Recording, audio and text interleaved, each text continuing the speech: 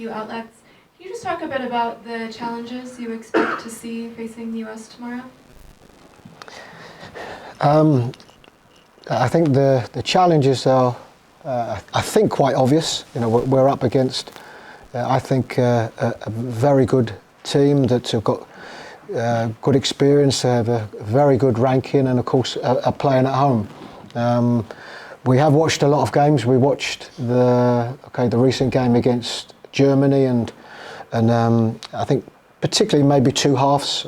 I thought USA were very good at times in the first half period, but of course up against a very good and experienced German team. So we know the challenges are high, and this is the reason why we're here. We had a very challenging game, of course, on Saturday, where I think for probably the first half of the game we competed well, conceded 2 poor goals, but you can do that against that type of quality. So yeah, the challenges will be high, but that's exactly why we're here.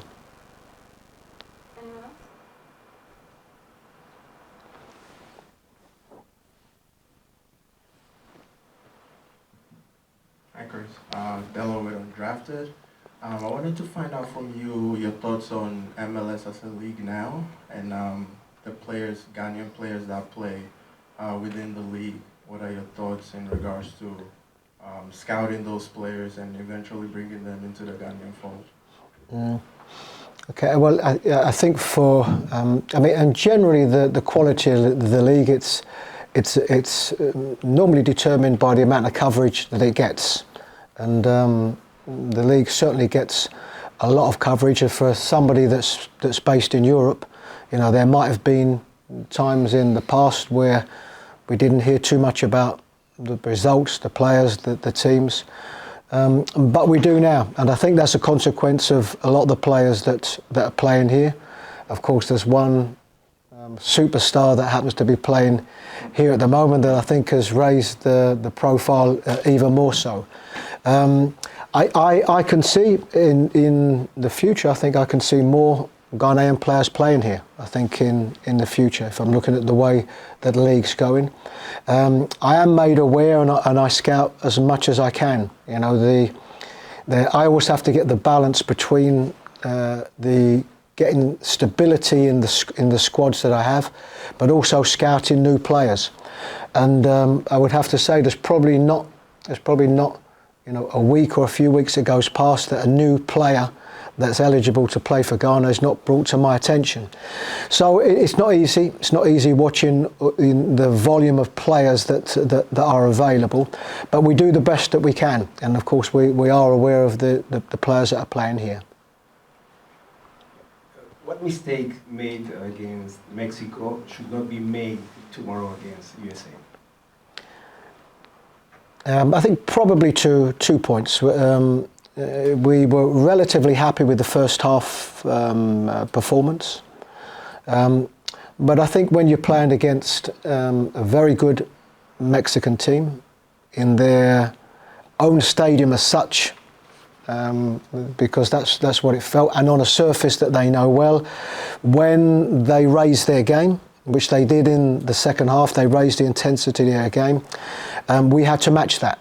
And our ball possession needed to be better in that period, in that second half period. It also goes to say that you can have a lot of games where you know that the opposition will have a bigger percentage of the ball, maybe the bigger percentage of chances. But what you can't afford to do is give away what we regard as bad defensive goals. And the 2 goals that we gave away, we thought were avoidable. Obviously, good quality from the Mexican team, but I thought that the 2 goals that we conceded were avoidable. And if we are able to avoid them 2 opportunities, then maybe we come out of the game with not being the better team, but having got to what we regard as probably a good result. Any further questions?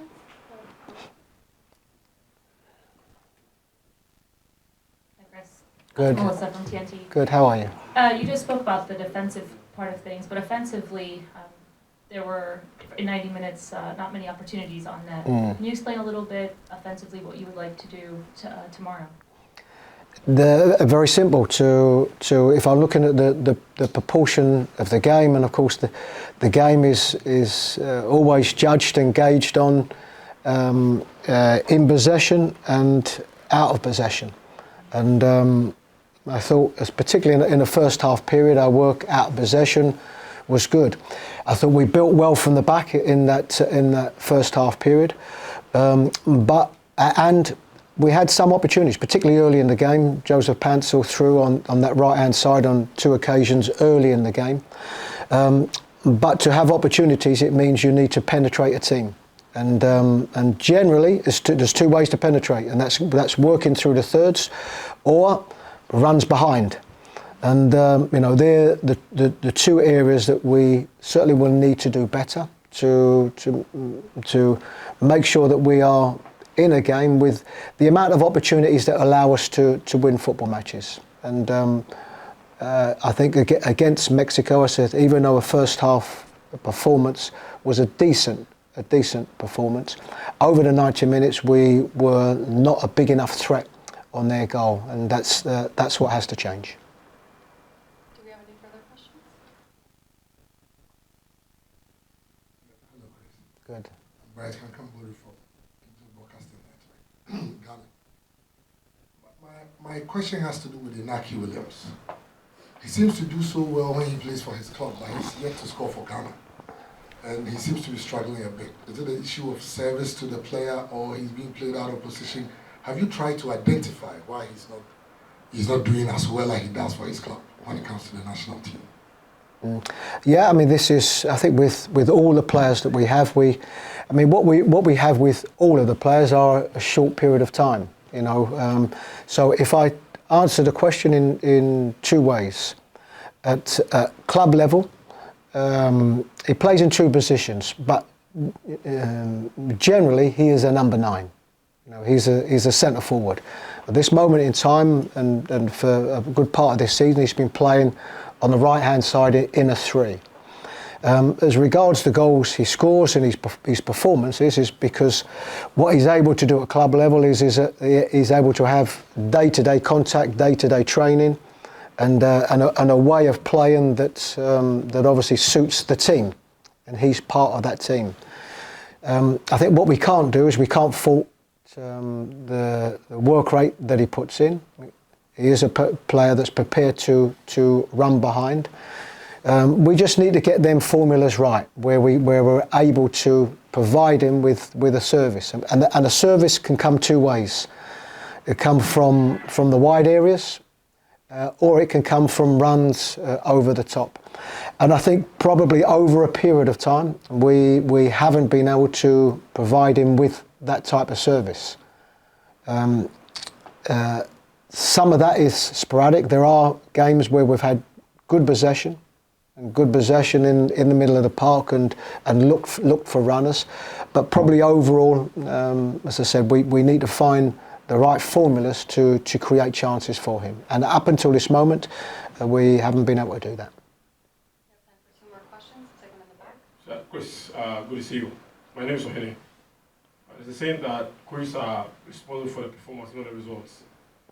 The results have been good and in between, but the performance of the national team in the last 5 games has been sometimes spiritless, to say the least. What is contributing to the fact that the Blacks are not playing well, even though sometimes they get results? And what are you doing to fix that lack of cohesion and sometimes, spirits in this team? Okay. Well, one thing I can guarantee you is that there's nothing wrong with the spirit in the team. And I've been involved for a period of time now. First as technical advisor, and obviously since March as head coach, and I would have to say, going right through the World Cup and into the camps that we've had, the spirit amongst the team has always been very good. Yes, if we're looking at cohesion in the team, it is about trying to get these right balances. At international level, it can be difficult because you can be 5-6 players short in one camp than you are in a different camp. And it's also determining of a way of playing. You know, in the last couple of games we've played a different system to maybe try to solve some of the problems that we felt that we've had in creating chances. But it's my role as head coach and the coaches that we have to continue to work with these players to get the right balances and the right formulas to get the performances that we want. As regards results, you are right. And there's always that balance between performance and results. And ultimately, of course, the results are always the most important things. But we are aware that generally if you're putting in good enough performances, then the results will come. And this is something that will, in the periods of time, and sometimes it's a very short period of time you have with the players, but in the periods of time that we have with the players, we are working as hard as we can to make sure that we have enough good combinations, a good enough way of playing that can put in good enough performances. We have time for one last question.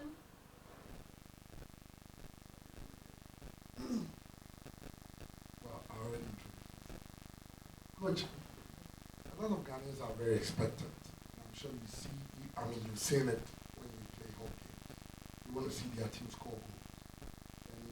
And, getting the goal seems to be a problem. Even though we scored 3 against Liberia, which was a friendly, people want to see their team score. And going into the Cup of Nations, some of these games are games to prepare the team. And as a coach, I'm sure you want to find the right balance in your team. You want to find your first 11, or let's say your first 18. So far, how has it been? Because looking from the other side, we see a lot of changes being made sometimes in terms of the midfield attack. Are you finding the right blend for your team? Can you assure Ghanaians that by the time we play the Cup of Nations, you'll be ready, your team will be ready to take on the rest of Africa? Well, one thing I'm quite sure of is that we will be ready. Again, I have to speak about balances because we have 2 top friendlies here against 2 very, very good teams. And I'll give you an example. We have, if I'm talking about the squads that we've had, the probably some of the names that are the regulars in the squad, we are 6 players missing. So and that can be the case for the next squad or the next squad after that. So the ideal one is, of course, to get as much consistency as you can. But in a circumstance where you potentially might be missing players, you don't want to be bringing players in for their first caps or their second caps. So that is always the hard balance. We have a tremendous friendly tomorrow, top quality friendly tomorrow, and 2 World Cup qualification games to make sure that we are right for African Cup of Nations. We will be prepared for sure, because come this time, apart from any players that potentially might miss AFCON, then we will get the right balance of experienced players, players that have just perhaps come into the squad, and we will be ready for what will be a very tough tournament. Thank you, everybody. First 15 minutes of training will be open. I will guide you out. Otherwise, you're free to exit the same way you came in. All right. Thank you.